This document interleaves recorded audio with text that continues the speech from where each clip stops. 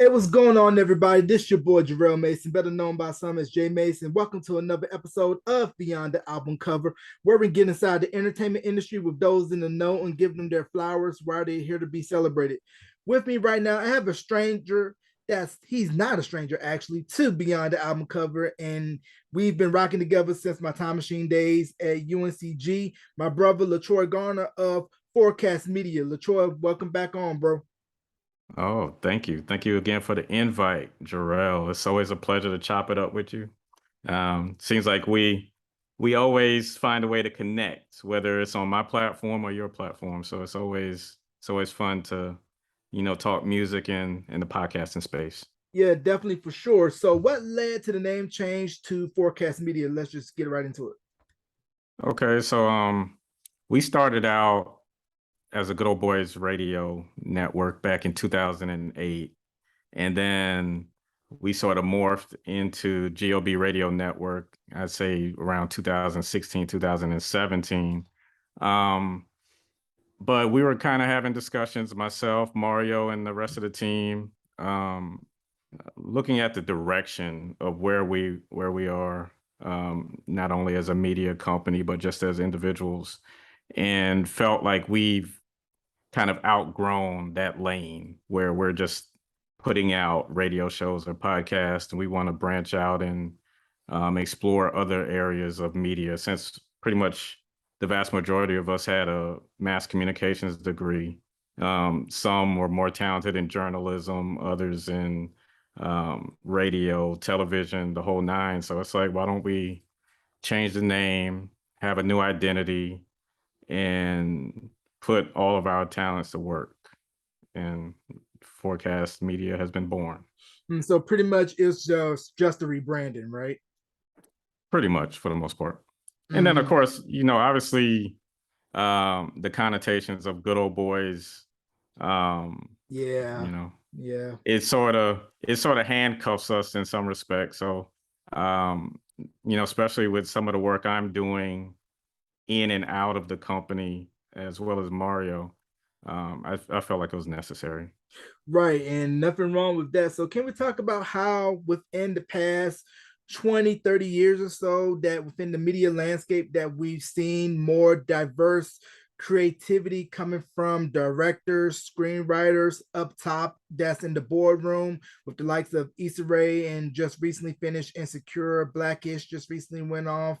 Atlanta's about to launch their last season this month, and just how within that time frame we've seen a bevy of diversity on screen and off screen.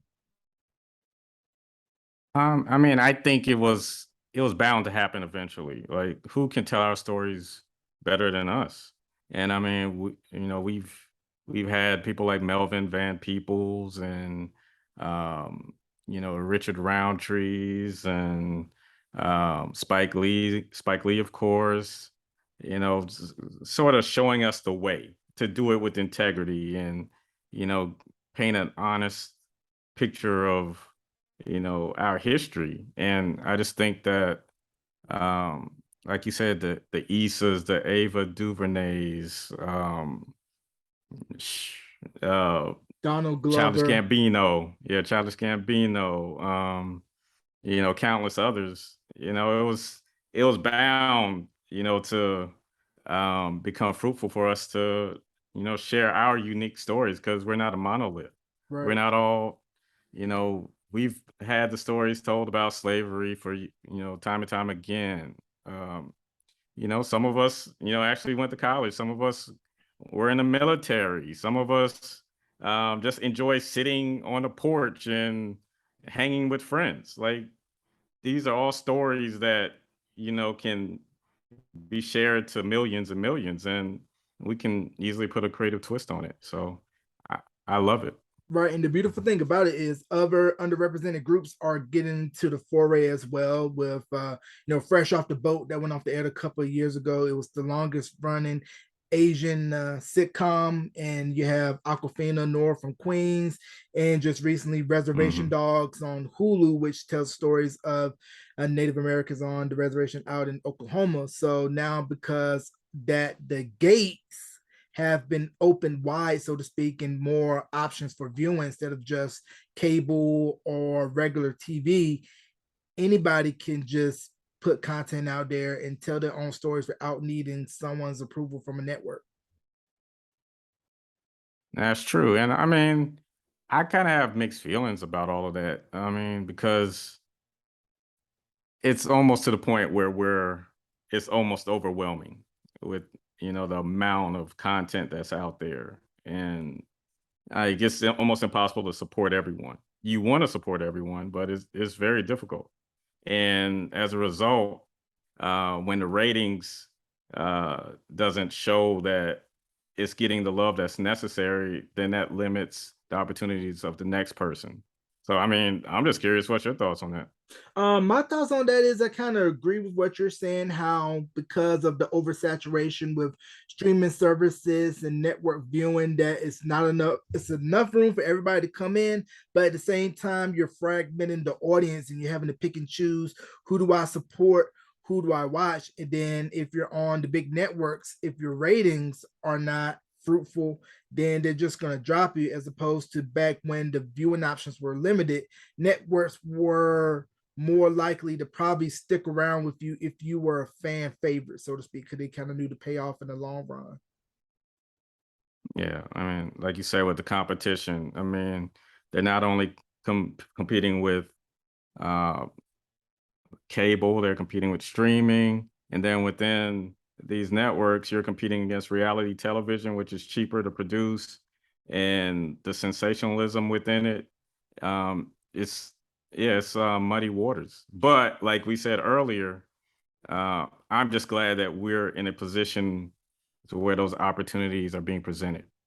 Right. And it feels like with streaming services, it feels like the movie industry is going through right now what the music industry went through when Napster, Kazaa, Morpheus, and BearShare, all of the file sharing services were popping up, where people, if it's a good movie they really want to go see, they'll go to a theater.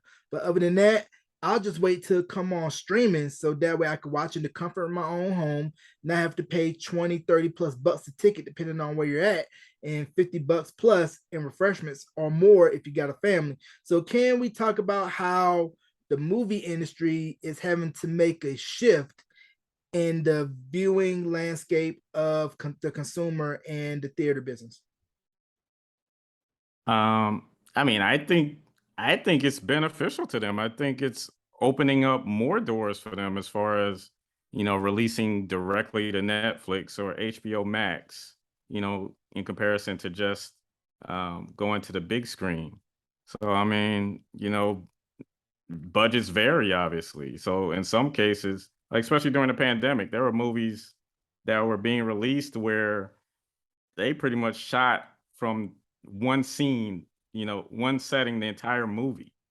So I think the pandemic especially was a way for them to like kind of take a step back and kind of reevaluate things. Like, is it necessary to, have these big budgets and um, shoot a movie and wait a year and a half for it to be released? So I think it's beneficial.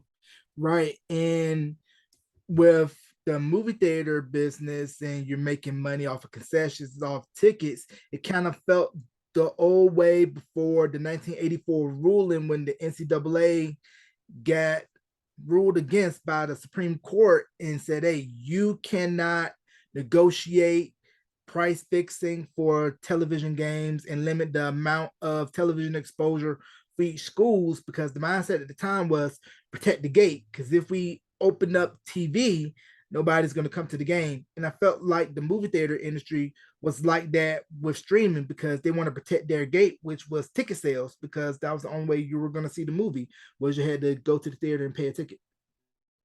Yeah, and I mean, it's similar also to like closed circuit television and pay-per-views, like with boxing and professional wrestling, how that industry has morphed over the years, how you used to have to go to a theater to see a fight, and then eventually, especially around the time when Tyson and WrestleMania became big, where you ordered your pay-per-view, directly off the TV screen, call your local cable operator and pay the 50, $60 to have it on your television. And now it's even easier where a lot of times you can just watch it on your phone or your tablet and have it saved on there forever. And I mean, even with the Zone app, you know, get all of the boxing matches. So, I mean, it's always change, and a lot of times it's for the better. Right. And I feel like the NFL is slow to that party because as we're seeing this upcoming season, that Thursday night football will be exclusively on Amazon and they just launched their streaming app, NFL Plus. But I think the last domino to really fall is for Sunday Ticket to give up their exclusivity with Direct TV and make it open. And also not tie in having to just view games that's based in your local market. Because if you have the Plus app, or if you're watching games on Yahoo, you're still tied down to what's being shown in your market. Oh yeah, I mean, especially the way I'm traveling now, just being able to have access to all of the games. I'm pretty much a red zone consumer. I'll have two TVs on in the living room. So I have the red zone on one channel, and since I'm primarily in the Carolinas, I get the Panthers games. So I'll have to watch the Panthers games, unfortunately, and just make do because I'm following my fantasy sports teams for the most part. So Mm. red zone to me is always the best bet. Right. And speaking of betting, it's crazy to see how within the past, I want to say 3 to 4 years, ever since sports betting has been legalized here in America. Now, it's been going on for decades overseas, but America has finally started to really catch on and see, we can make a whole bunch of money from sports betting. And it is kind of having it be murky waters with, you're getting told the over, the unders, and who to pick, who not to pick, and how I think America was just trying to figure out what is a legalized way that we can gamble off of sports. So that way Pete Rose don't have to feel bad for what he did, even though I know he's still not going to get into the Pro Baseball Hall of Fame in Cooperstown. He's still on their boo-boo list. Well, I mean, I think that's just the hypocrisy within professional sports, especially baseball, because I mean they try to be holier than thou when it comes to, like you said, Pete Rose betting on baseball, and then you want to get into the steroids issue with Barry Bonds, Mark McGuire, Sammy Sosa, Roger Clemens, Andy Pettit. List goes on, but David Ortiz gets into the Hall of Fame, so it's like. It never makes sense to me. It's like they pick and choose. Like whoever gets along with the media, that's who they'll support despite their cheating ways. But if you were like Barry and Roger Clemens and um, didn't really give the media the time of day, then they're not going to vote for you. And I mean, it almost gets to the point where should sports writers have the power to select who should be elected into the Hall of Fame? Should it be like a panel of former athletes and general managers and managers, people that are actually on the field, or you know, running franchises to make those decisions? Right. I kind of agree with you on that aspect because I've known several players who got inducted into the Pro Football Hall of Fame had to wait because somebody on the media panel didn't like them or held a grudge from their playing days. And when it came up for them to be nominated, they just said, nah, I'm going to make you wait for a little bit before you get that gold jacket. So I definitely think more players, GMs, or anybody that's been in that field of sport should have greater input on who should get inducted. And while I think the sports writers should have an opinion, but not have it be the end all be all. And with sports, we just recently found out that yesterday, from the day that we're recording this podcast on Labor Day weekend, that the college football playoff just announced that they'll be expanding from 4 teams to 12, starting no later than 2026. So it'll be 6 of the highest ranked conference champions, along with 6 at large bids. and then the highest ranking four of the conference champs get a bye. So, what are your thoughts on the college football playoff expanding from four teams to 12 within the next 4 years? I mean, it was inevitable. I mean, since the college football playoff started in 2014, I mean, you could tell that it was heavily skewed towards the Southeastern Conference. They were guaranteed to get a team in, and as um, expansion within the Big Ten and the SEC continues, with Texas and Oklahoma joining the SEC and USC and UCLA joining the Big Ten, it was only going to get worse. Like um, the opportunities for schools in the ACC, the Pac-12, and the Power Fives, they were going to decrease. So they had no choice but to um, vouch for increasing the college football playoff system. Now, there's always been arguments about not wanting the players to play more games, but you know what runs the NCAA, and that's money. So this is gonna lead to a bigger television package, probably double what it is now. And I mean, I think it will make college football better because we enjoy the regular season, but once we get into, well, right after the conference championship games, there's like this lull of 3 or 4 weeks where um, you're just waiting for the national championship game, and it's not the same. Like you have 40 or 50 bowl games, and 95% of them you don't care about. They're just for television viewing, but you don't really care about the outcome. Right. And it's a money grab too, because a lot of those bowls have traditional conference tie-ins. And what we're seeing with the expansion of the playoff, along with teams being gobbled up by certain conferences to create pretty much super conferences, that sooner or later these traditional bowl tie-ins are gonna go the way of the Betamax. Right. Because when Texas and Oklahoma joined the SEC, and USC and UCLA, you know, join the Big Ten, which will be in a couple years. My thought was like the ACC would poach teams from the Big 12, and then the Pac-12 would poach some other teams, and it would just be four mega conferences that would make up, say, like 20 teams each Mm-hmm. eventually. But now with the college football playoff system, going to 12, like Notre Dame, I think they will definitely stay independent, and then a lot of these other conferences will survive a little bit longer.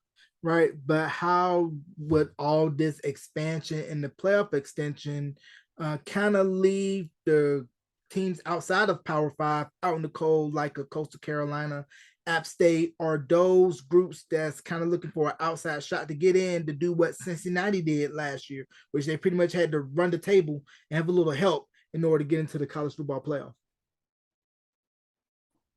I mean, it's always going to be difficult for them, um, and the odds are going to be stacked against them. But like you said, if they go undefeated, um, dominate their conference, and fall somewhere in the top 10 or top 12, then the odds are in their favor that they will make the playoffs. Because I think with the system, the way that it's been tossed around so far, it would be 6 conference champions and 6 at large. Mm-hmm. So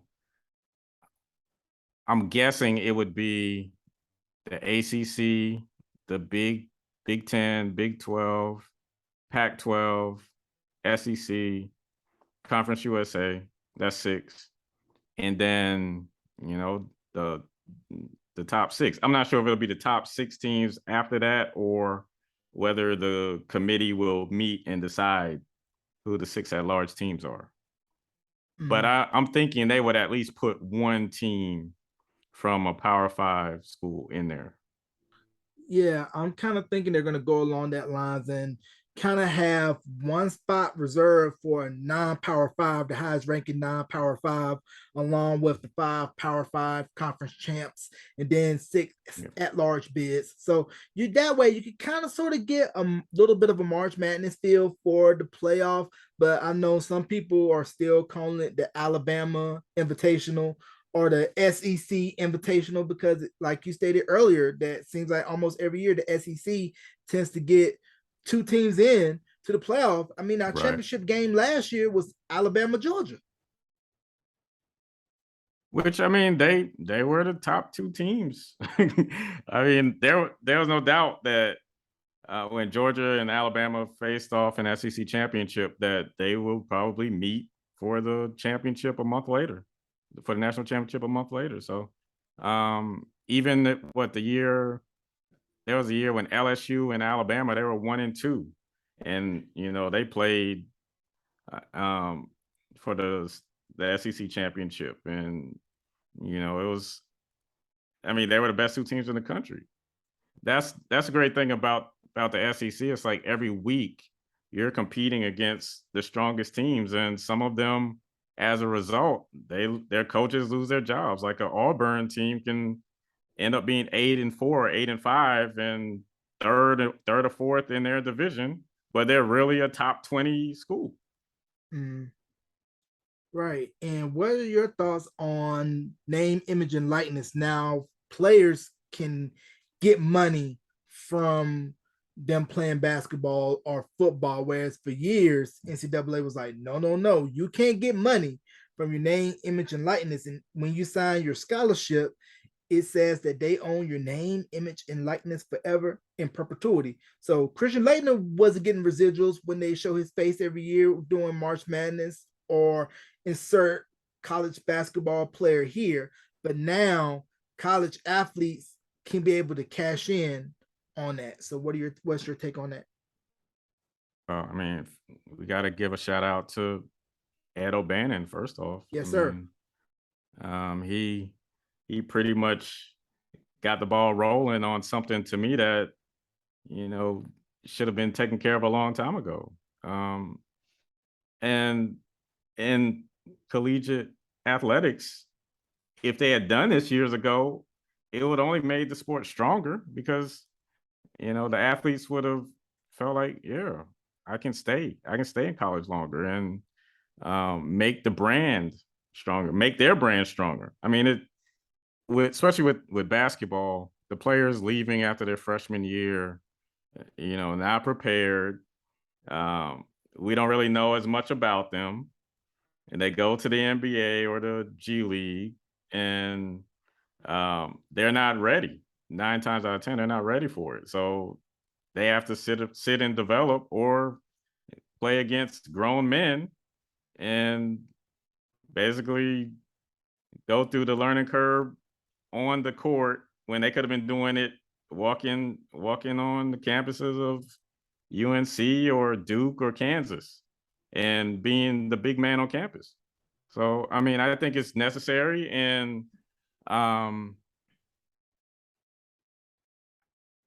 I'm not sure how it will play out within the locker rooms where you may have, say, like a CJ Stroud making millions off of his NIL, but then his teammates are struggling to get any deals. Like whether that will break up the camaraderie within a locker room, that's something I'm interested in finding out about.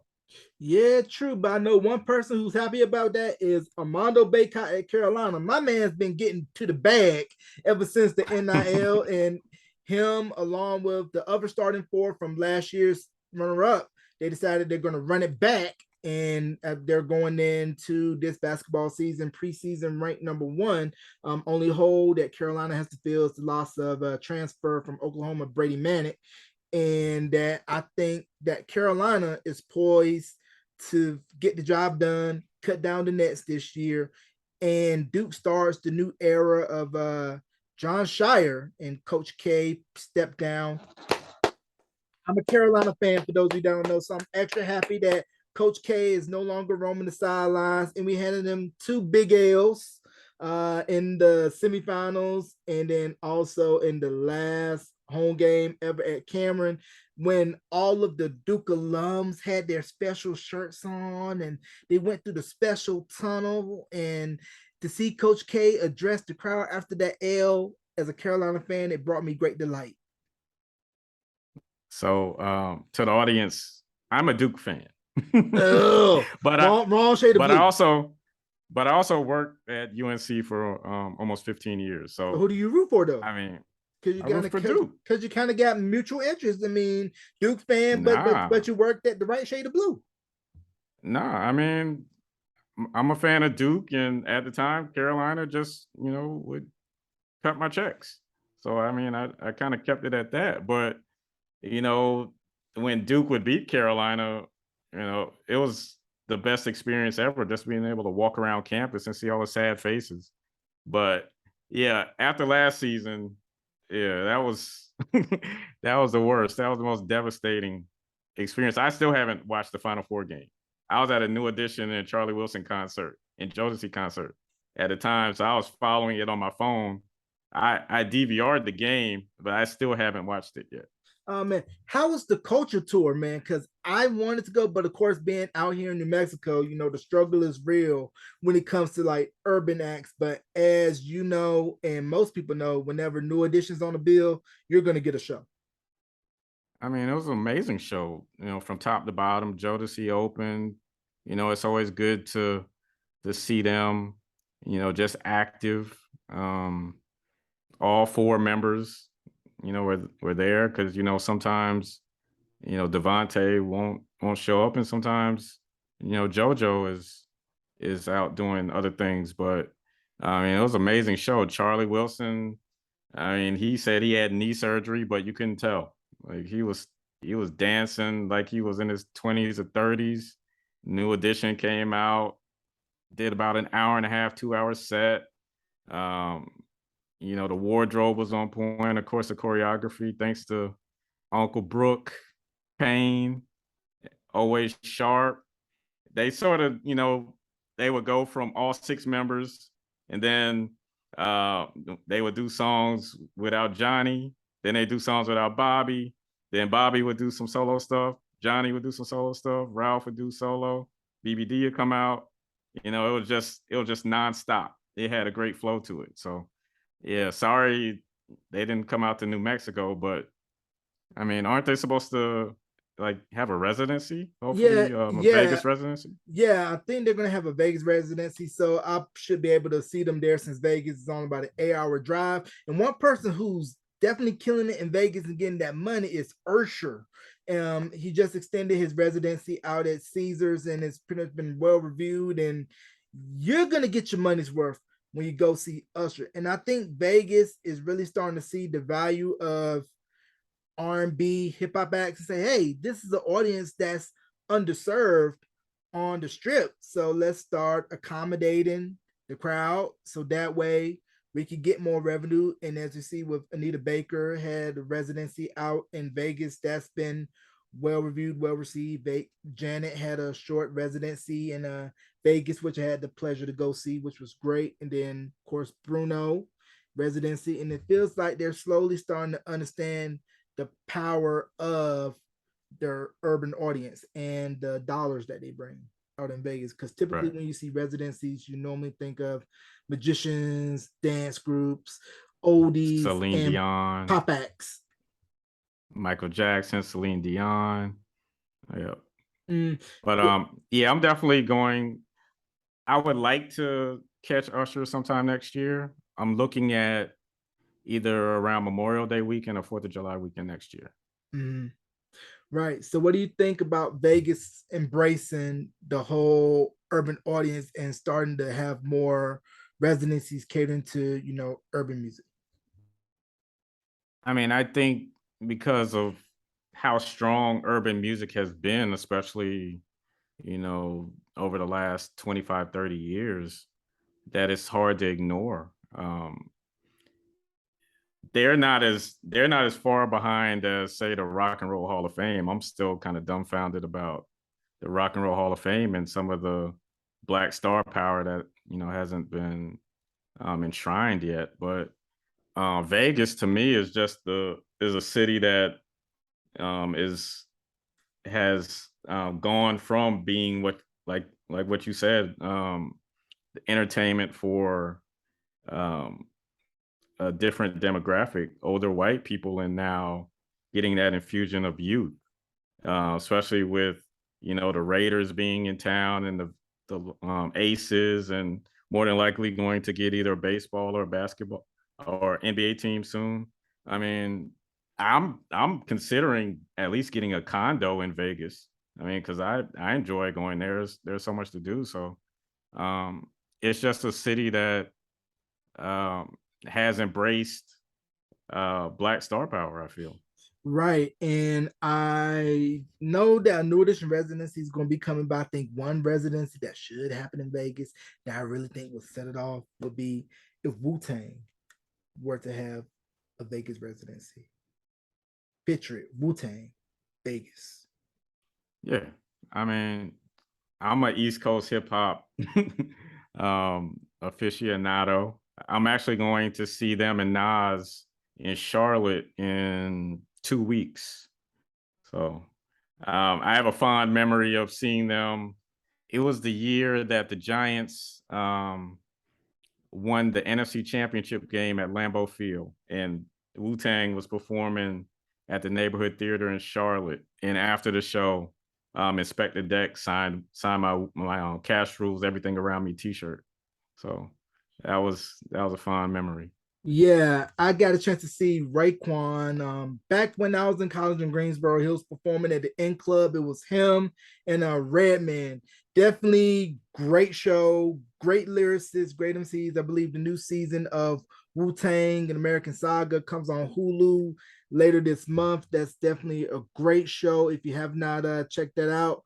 And one thing that I'm liking now, especially with Mass Appeal, is that they're putting out a lot of great content telling the true stories behind what was big in hip hop, the stories about the Supreme Team, Uncle Ralph, and Video Music Box, and all the other great content that Mouse Pierce produced. And it's hard to believe that it all started with a basement party at Sedgwick and Cedar, DJ Cool Herc, and hip hop is now the most popular genre in the world, and it has the same longevity and clout as rock. When everybody thought that it was just a passing fad and it would go away, and we grew up with it, underneath that first generation that grew up with hip hop. We came up after that. Oh yeah. I mean, I was like 3 or 4 years old in my grandfather's den breakdancing, on cardboard boxes. So I mean, hip hop is 49 years old, about to be 50. So I mean, it's a testament, to our perseverance as a culture and the creativity that something like you said started in the Bronx is now a global phenomenon, and it continues to go through different stages, some for good, some for bad, but at the core, I mean, it's our lifeline.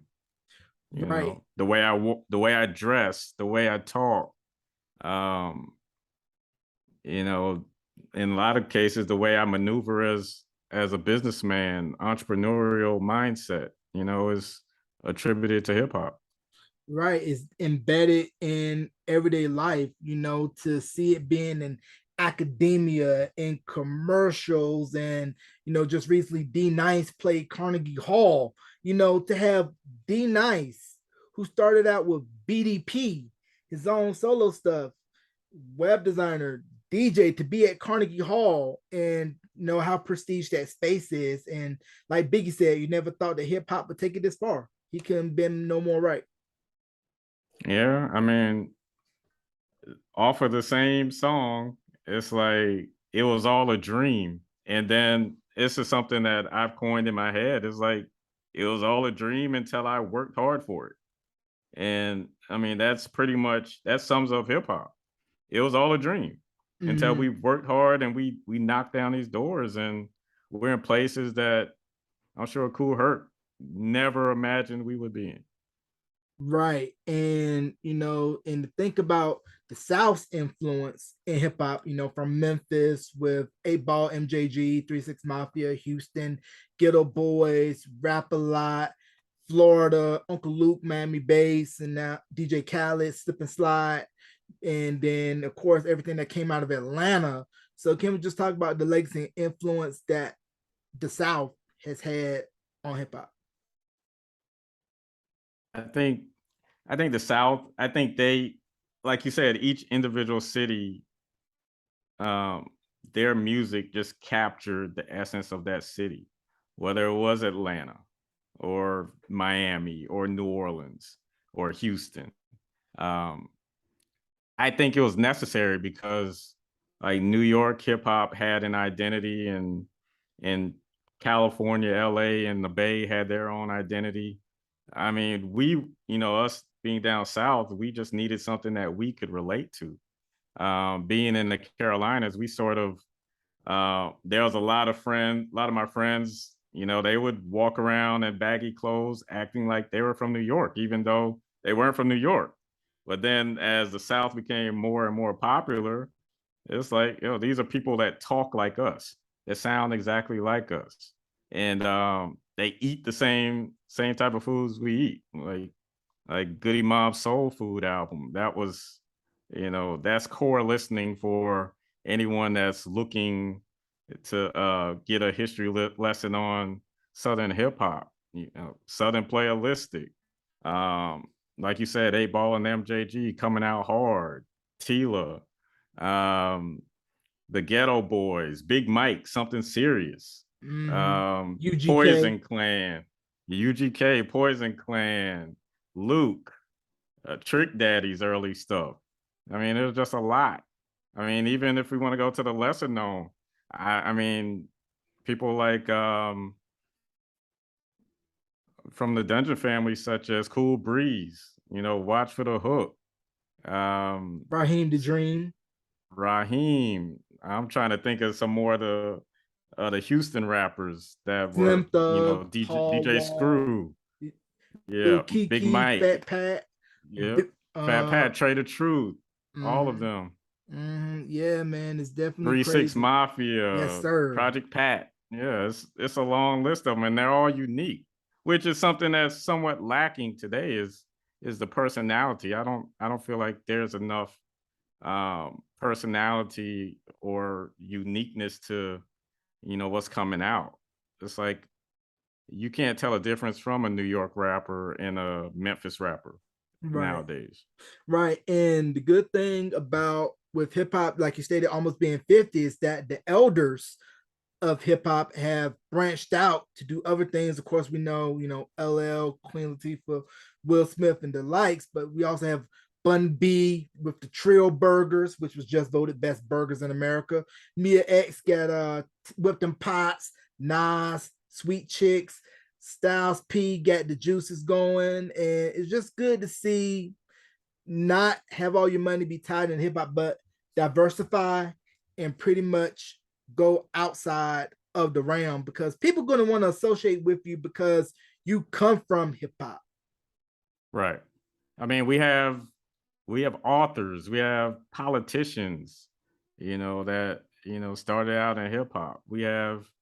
Um, we have people that are lawyers like Tracy Lee. It's hip hop. There's no bounds to where we can go. We have painters, like Andre 3000 will sit there on the curb in New York just painting. It's crazy. Yeah, Yeah, just don't limit yourself to just the music. Utilize all your gifts and your notoriety to spawn other tentacles. right. And funny that you mentioned Three Stacks. I was just listening to LA Reid's interview on Quest of Supreme, and he was talking about how Andre didn't know about Big Boy recording speaker box, and he called LA, was like, "Hey, I got something," and he did the Love Below in 3 weeks. Wow. In 3 weeks, my man cranked out the Love Below like it was nothing. And of course, we know what numbers that album did. And I believe that was the last hip hop album to win Album of the Year at the Grammys. I believe I would want to say Yeah, back in what 2005. like oh 04, oh 03, oh 04. So it was early 2000s when that album took over. And it's funny that you also mentioned East Coast hip hop and how a lot of people from the South were emulating New York. I didn't know this until watching the documentary about Organized Noise that Diddy directed Outkast video for Players Ball. And Diddy told Right. Andre 3000, like, yo, why are you wearing this? Because, I'm trying to be like New York. He was like, nah, embrace where you from. And that's where we see him in the Braves jersey and just really embracing the true Southern swag. And, for a lot of times, being from the South, a lot of people looked at us as slow and behind. And of course, back then, musically, everything was coming late down South while I was playing in other parts of the country sooner. But I think once Southern Playalistic dropped, that's when everybody really started to pay attention to the South and say, okay, the South got lyricism. It's more than just Uncle Luke and Miami bass, because that was what everybody kind of envisioned. Most of the South is still bumping, which was pretty much party music and not something with a message. Yeah, any lyrical content. I mean, the South did have some trash too. I'm not gonna say no names, but the South did have some trash. But still, it just made people really respect and looked at the South as, okay, they really do have something to say. It's more than just, like I said, booty music. And switching to Hmm. sports again really quick. NFL will be kicking off next week. Carolina Panthers will be playing against the Cleveland Browns, and it's going to be a revenge game for new Panthers quarterback Baker Mayfield, who just came from the Browns. And hopefully Christian McCaffrey will stay healthy this year. So do you think Matt Rule is on the hot seat going into year 3? And what do you think the number of wins he may need in order to keep his job in Charlotte? Oh, I mean, yeah, that hot seat is is at a fevered pitch to the point where I'm. It's like if he's walking over it barefoot, like he's hopping around trying to get off of it. I well, their division, we have the Falcons who will probably be in the basement. The Saints, Jameis Winston is their quarterback. I guess the jury is out on whether he will keep the turnovers down. But they have an amazing defense. And the Buccaneers, obviously, they have the GOAT at quarterback, but their offensive line is in shambles to start the season. So, I mean, I wouldn't say the division is up for grabs, but the Panthers might be able to get some wins because the division isn't the strongest. I could see them in the 7 to 8 win range, missing the playoffs and firing Matt Rule probably before the end of the season. I got him Will he be going. the first one? Will he be the first casualty? I don't know, but I don't see him making it through the entire season. I got him winning at least 9, and I got him squeaking into the playoffs as a wild card, because if you notice with Matt Rule and his prior stops, year 3 tends to be the breakout year for him where it all finally comes together. I mean, the defense played great last season, just that the offense just sputtered once McCaffrey went down, and then Darnold showed he wasn't the guy. Then they brought Cam back, and that didn't go over so well. So if you could just get decent quarterback play from Baker along with that defense, you can win some games. Okay. Yeah, I haven't looked at their entire schedule to see how tough it is outside of division. Who are they playing as far as like AFC teams? As far as Um, that goes, I don't have the schedule in front of me to see who they're playing, but I say I'm for the guessing the Central. I'm guessing since they're playing the Browns in Week 1, they're playing the Ravens, the Bengals, Steelers at least. So mm, so it's that's not probably going to be easy. AFC North. Yeah, that's not going to be an Yeah. easy feat. And do you think Cincinnati's going to show this season that last year wasn't a fluke and that they could possibly build on their surprise Super Bowl run last season? Yeah, I mean, I think that they got stronger. Like they made the offensive line a priority, and Joe Burrow is a year, another year into the system. Jamar Chase, obviously, the chemistry they have. Jamar is probably the next great receiver in the NFL. Their defense, they made some additions there as well. So will they make it back to the Super Bowl? I don't know because the AFC is so strong. But I mean, it wasn't a fluke, in my opinion. Yeah, it wasn't a fluke either. I felt had their offensive line played would have been better, they would have pulled it off and won the whole thing. But Aaron Donald's a bad boy. But everybody out the AFC, they're picking the Bills to come out. I think they will, and I think they'll win it all because I really want to see Buffalo wipe the stench off of those '90s failures that Jim Kelly, Thurman Thomas, Andre Reed, Bruce Smith, and those guys couldn't get done in 4 straight Super Bowls. I really want to see that happen for Buffalo because they should have beaten Kansas City. I mean, 13 seconds. You only had one Yeah, job, 13 seconds. that was probably, you know, that was one of the most exciting games I've ever watched in any sport. Mm, yeah, I agree. That was the best NFL game I've ever seen. To me, best than the Panthers Patriots Super Bowl in 2004 when the Panthers lost thanks to Adam Vinatieri and John Casey kicking that ball out of bounds. It still hurts. It still hurts.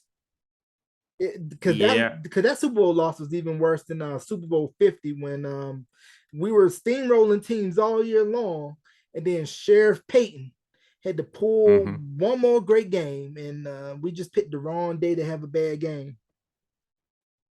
Yeah, I thought you all would take that one. I mean, because like you said, Cam was unstoppable. Dabbing on And everybody. yeah, I think I picked Carolina to win. And I was gonna be celebrating in Uptown, even though I'm a Cowboys fan. And speaking of Cowboys, do you think this year is the year that they finally put it together and get a Super I, Bowl since '95? nah. I'm a realist. I'm not like the fan Stephen A, continues to heckle on first take. I mean, I think we haven't been as aggressive on free agent signings as we should, and we've let a lot of talent walk out the door.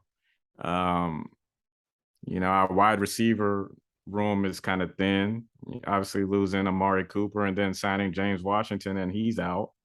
So, and Michael Gallup is going to miss a few games. So we're thin there, and um, I'm not sure how they're going to split the carries between Pollard and Zeke. But I mean, Pollard is the explosive back of the bunch. Maybe use Zeke more for between the tackles running. Um, I'm just not as optimistic. We won 12 games last year. We'll probably drop to like 9 or 10, make the playoffs, and hopefully fire Mike McCarthy and bring Sean Payton in. And so so so That's you my think hope. so you think that's what's going on? Peyton's stepping away from New Orleans. You think Jerry probably got him on speed dial and just waiting for McCarthy to tank and kind of making a backroom deal. Say, hey, when we let him go, just slide right on in. I mean, I think if Sean Payton told Jerry that he was ready to return, he would have been our coach, going into this season. I think Peyton wanted to take a year off to recharge, and then he'll look at his options. But once Mm, Jerry finds out that that's going on, and yeah, Jerry's gonna mm. make that move. Right. Switching the B ball really quick. Do you think the Warriors will go back to back, or are you taking the field to hoist up the Larry O'Brien Trophy this year? I'm taking the Warriors. They should be better, with the young talent maturing, Wiseman and Moody and Jordan Poole continuing to get better because I think he was only 21 years old. So, And they get a and healthy Wiseman Clay. didn't play at all. Yeah, Clay will be Clay will hopefully be back to being a two-way assassin that he is. Steph is his jumper isn't going to go anywhere. It's just a matter of whether Draymond his minutes will probably take a hit and whether he'll become a combustible teammate or will he accept it. That would be the only deterrent to them winning back-to-back championships in the fifth one for the big three. I'm taking the field. I'm taking the field because I think LeBron's gonna come on the mission. I think Clippers are gonna be healthy with you get Paul George and Kawhi back. You still got Phoenix, who, although they had the best record in the league last year, wet the bed against Dallas. You pretty much return that same core. You got Denver, and you have Dallas still, even though they just lost Jalen Brunson to the Knicks, and you still got Luca. So I'm gonna take the field because I even though I think the Warriors have a good shot at going back to back, I still think there's too many teams in the field that's going to be hungry, ready to come for their neck. Boston don't sleep, even though they just lost Danilo Gallinari for the year for torn ACL out 6 to 12 months. They still are formidable, and I just think the field is just wide open. Memphis, and then just recently, Donovan Spider Mitchell just got traded from Utah to Cleveland, and it's completely a fire sale in Cleveland. Not Cleveland, excuse me, Utah. Everything must go. Danny Ainge is, I think he's front office up there, and they're looking at fire selling everything. We're just gonna blow it up and rebuild, and that's why former Duke alum Quinn Snyder left as coach. Yeah, I mean, well, Danny Ainge is a master when it comes to um, getting what he wants in trades. So I mean, Rudy Gobert, that trade, what he got, like five first round picks, Mm, and then he's getting an additional three for Spider as well as Colin Sexton and Laurie Markkinen. mm, Uh, And I mean, this draft coming up, we have the kid from, where is he, from France? mm. That's supposed to be the number one pick. So it's almost like he's tanking to get his hands on him, which they say he's the top rated prospect since LeBron. So Oh wow! So this yeah, kid Dan. must be the real deal if he's getting mentioned with LBJ. Oh yeah. I mean, I can't remember how tall he is, but he has a long wingspan. I think longer than Durant's. Mm, So yeah, a lot of teams are trying to get their assets in place in order to draft him. I think his name is Frank Wembanaya, something like that. mm-hmm. Yeah, and you mentioned how, like I said, it's a fire sale going on in Utah, but with Spider, I heard that Charlotte had a chance to draft him when he came out, but they ended up passing on him in the draft. And so now I can bash Jordan. I mean, think about it. If you get drafted by the Hornets, it's just pressure enough to know that the GOAT is upstairs, probably got an emergency jersey and Jordans and a glass display case ready to come down and give you that rare air anytime he feels like it. Because you saw that clip when the Hornets were playing the Lakers and they showed a shot of him in the press box looking disgusted, like he wanted to go down there and do it himself. I'm like, this man probably tell you, take off my shoes. You can't wear my shoes in this building. You can wear some Pro-Cats or some Payless, but you definitely can't wear my logos if you're playing for me. I mean, Jordan probably could still be a top 50 or 60 player in the NBA right now. I mean, I wouldn't put it past him. who knows? I I wouldn't put it mean, past him. I mean, it's like a dog whistle. I mean, you saw at the 75th anniversary, he was clowning Magic, like, where your shoes at? We can go one on one right now. He's ready for all the smoke, anytime, anywhere, any place. And we know he takes it personally, as we saw in The Last Dance. oh yeah. I mean, goats are always competitive. Like you don't reach that level without having some sort of competitive gene and using any and every slight as a source of motivation. So, Mm. I mean, clearly from watching that Last Dance documentary, Jordan he makes mental notes of everything, and and he hasn't forgotten it 30 years later.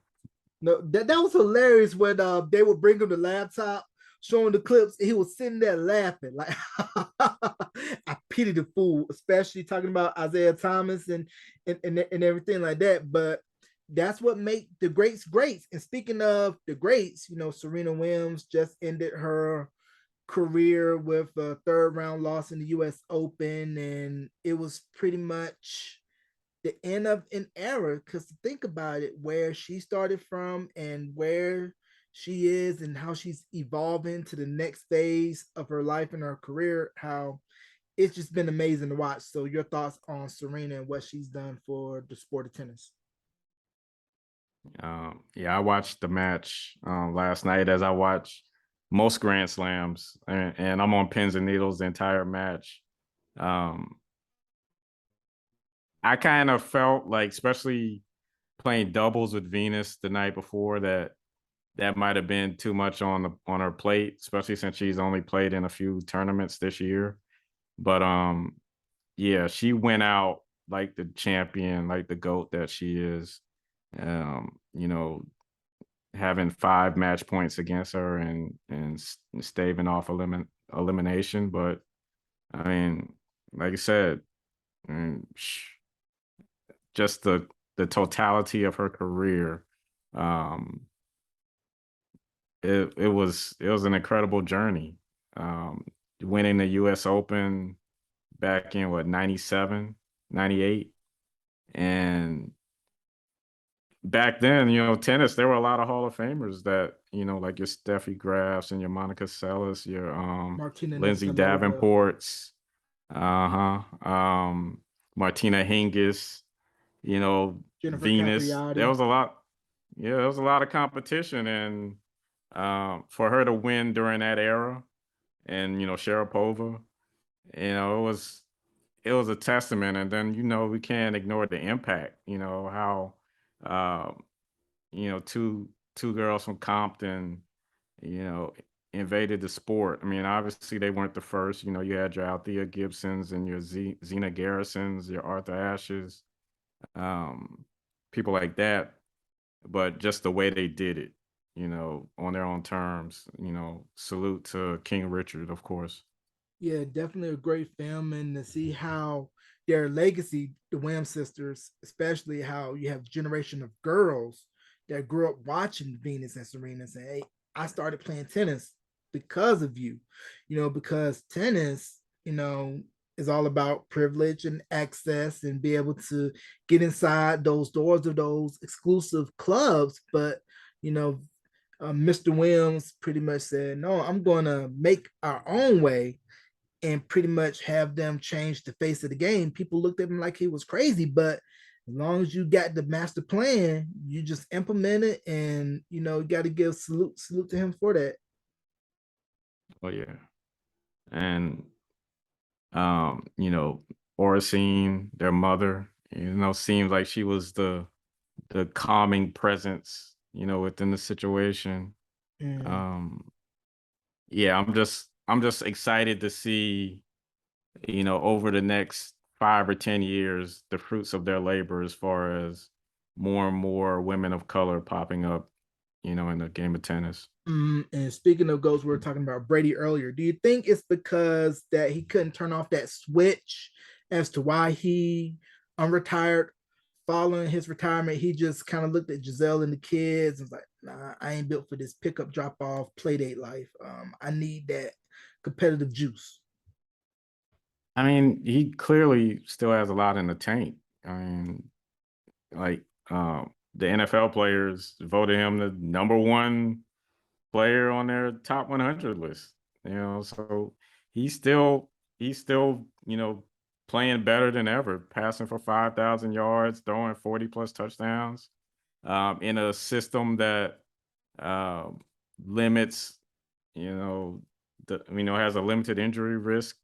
So I think that this will be his last season, but he didn't want to go out under those circumstances where there was still some debate on whether it was time or not. Mm-hmm. So when he does step away, who do you think will be that next face for the NFL? Or do you think it's multiple Hmm. guys that'll be the face of the league once Brady goes? I mean, it seems like it's trending towards Patty Mahomes.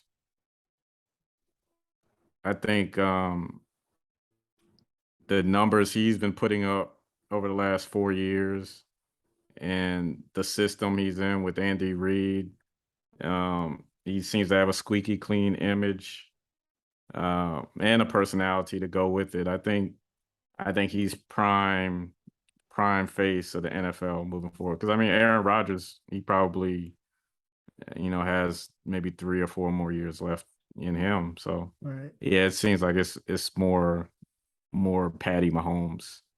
Yeah, I mean, he's the football version of Steph Curry, but right now he only has one Super Bowl ring to show for it. But that'll all change before it's all said and done.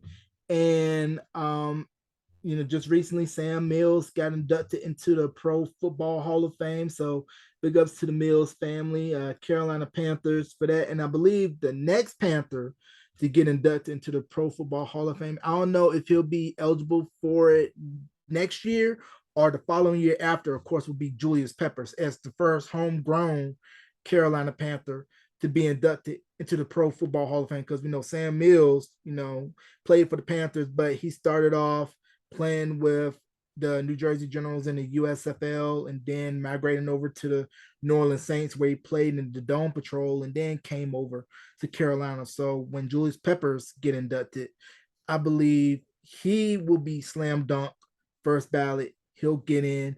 And I also predict that next year, Torrey Holt will get inducted into the Pro Football Hall of Fame. Torrey Holt from around the Triad area, played college football at NC State and was part of the greatest show on turf with Pro Football Hall of Famers Isaac Bruce, Kurt Warner, Marshall Falk, and Pro Football Hall of Fame coach Dick Vermeil. So it's only a matter of time before Torrey Holt gets that gold jacket in Canton. And Orlando Pace. And Orlando Pace as well, yes.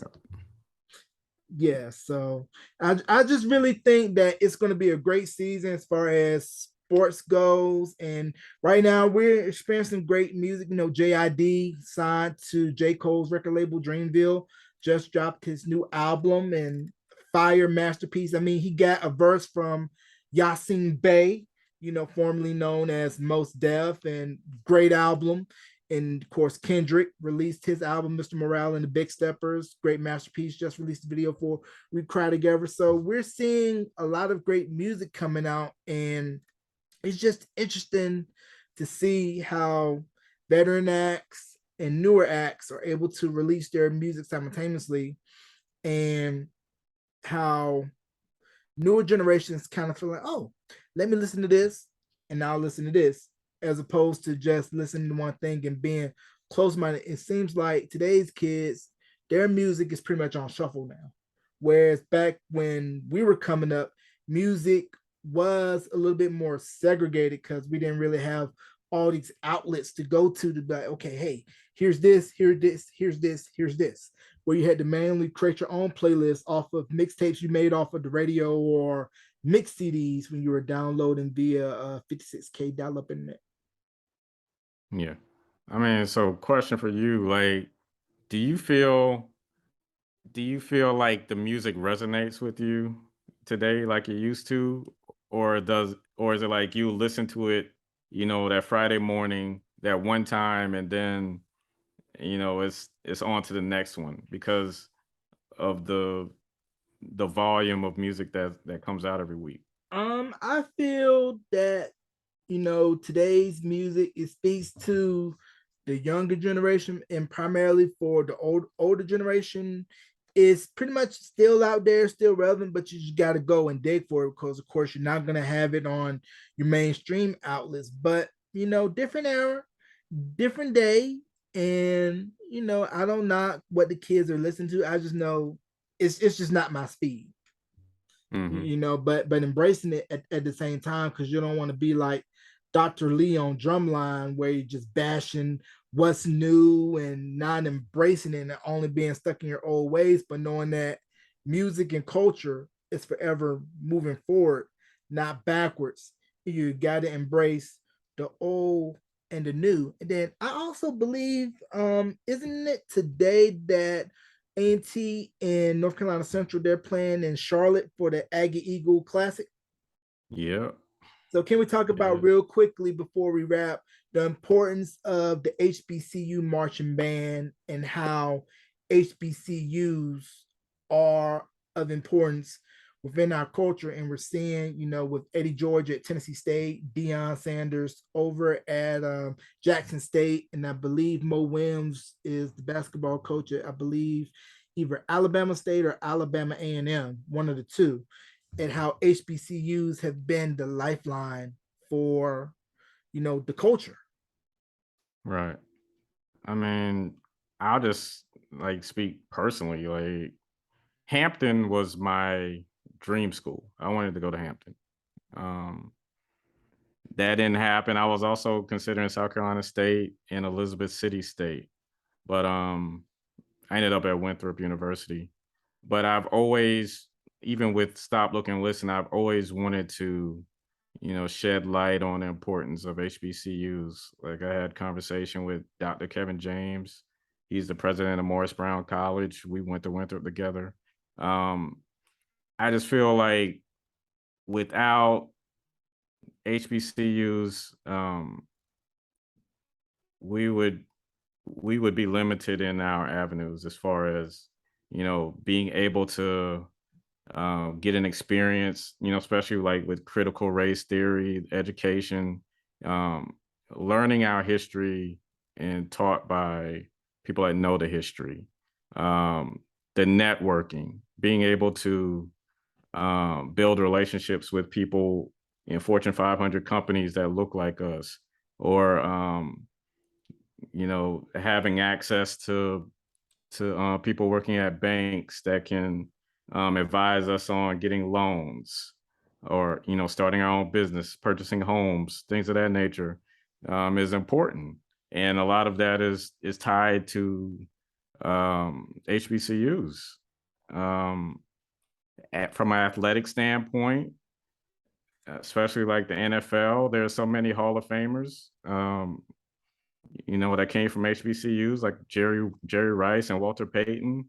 And then, for whatever reason, all of our top athletes stop attending HBCUs. And because of the names that you mentioned earlier with Eddie George, Deion Sanders, Hugh Jackson at Grambling State, I think those personalities will, be able to uh, reignite uh, the passion and the exposure for these institutions. Right, I agree. And then they had the Hall of Fame game. I think this is today too, with Central State University, their HBCU out of Wilberforce, And Ohio. Winston-Salem Again, State. West Salem State, Stephen A. Smith's alma mater, and how, it's the whole vibe at the HBCU.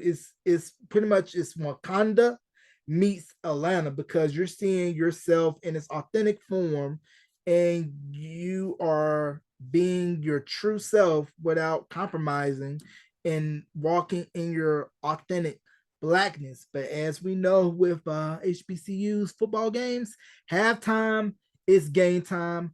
Marching bands are what it's all about down south. You could go from Hmm. FAMU's band, Grambling, Southern, Winston State, A&T, all the HBCUs. I mean, the marching band is pretty much the lifeline for Right. HBCUs. And before we go, bro, any shout outs you want to give, plug projects for Forecast Media and socials? Okay. I mean, definitely want to start off by giving you a shout out, Jarrell. Like I've said, even when I interviewed you, you have been an inspiration. Dating back to the time machine, and uh, just the stories that you told, being ahead of your time. So I will always salute you. I salute um, the 843. The home turf, Beaufort, South Carolina, St. Helena, the Winthrop family, my North Carolina family, um, all of my loved ones, everybody with Forecast Media. There's, more content to come. Be on the lookout for the Good Old Boys show returning with myself, D. Mario Washington, Q Kittles, and Grand Wiz. Throw Up Tackle, The Bedroom, plenty of other shows that we're developing. Um, Stop, Look, and Listen. You can check me out every Friday where I'm interviewing and celebrating Black excellence. Um, Breaking Changes, the tech podcast I work on behind the scenes. Ken Lane is the host. We interview the leaders in the API tech space. I have a few other projects that will hopefully be coming down the pike soon. So be on the lookout. Just getting some paperwork done on those. Um, I salute everyone in this podcast space. It's not easy. Everyone thinks it's easy, but it's not. Just continue to work, follow your dreams, stay consistent, network, and just let the work speak for itself. You can find more on me. Instagram, One Man Catalog, Facebook, One Man Catalog, Forecast Media, um, Facebook and Instagram, website, myforecast.com. All right, and there it is. You can catch this interview wherever you stream podcasts and on YouTube at youtube.com/beyond the album cover. Ladies and gentlemen, let's give a big thank you and round of applause to my brother from another mother from Forecast Media, Mr. Letroy Gardner. Letroy, bro, thank you very much for coming on once again, my man. All right. It's been an honor. As always, it was fun. Yes, sir.